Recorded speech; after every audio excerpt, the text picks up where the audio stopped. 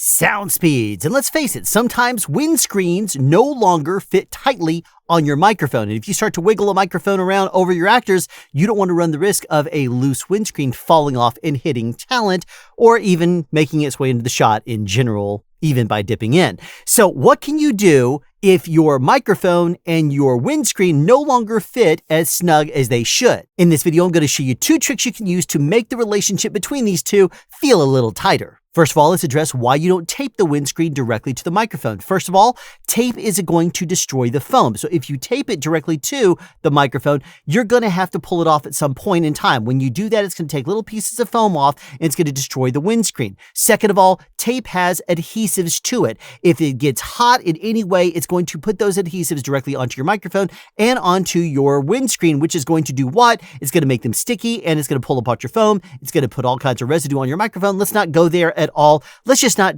put tape between these two in any way. So what can you do to tighten up the windscreen to the microphone? Well, very simply put, use tape, but in a different way. Now you may say, well, didn't you just mention this is going to add residue to it?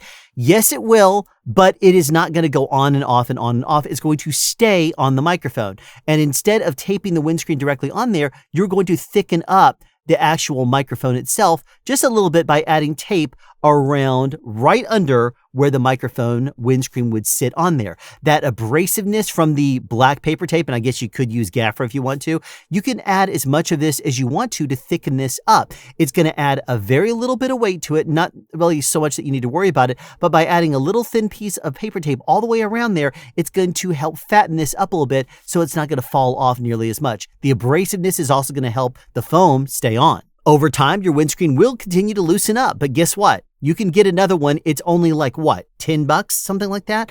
So what's another trick you can use if you want to help keep it on there a little bit more with a little bit more force than maybe just adding a little extra ring? Well, you can again use paper tape, but instead of just adding a simple ring all the way around it, watch what I'm going to do this time.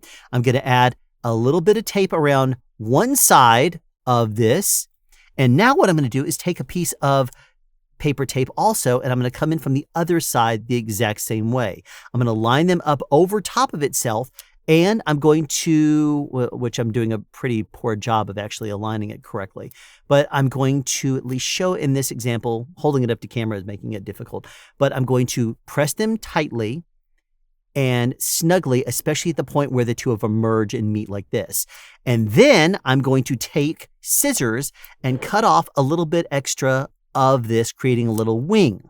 And by doing this on both sides, what this is doing is adding a little bit of extra tension on the sides that's going to help grab the inside of your microphone. So then you simply grab it, and I usually just twist it around in order to make them a little bit kind of a flange. What do you call that? Anyway, you can then simply take this and rotate it and spin it gently on top of your microphone windscreen, and it's going to stay on there, and those little wings are going to help it to hold by springing out ever so slightly. So that's another trick you can use if you need a little bit more coercion than just a little bit of a tape all the way around it. And unless you're trying to use an overly big size windscreen, something like an MKH50 on a Shep CMC 641, that's not going to fit. They're 5 millimeters off. And unless you're trying to do something weird like that, you're going to be able to get pretty good results out of using either one of these two techniques. So keep that in mind, because that is sound advice.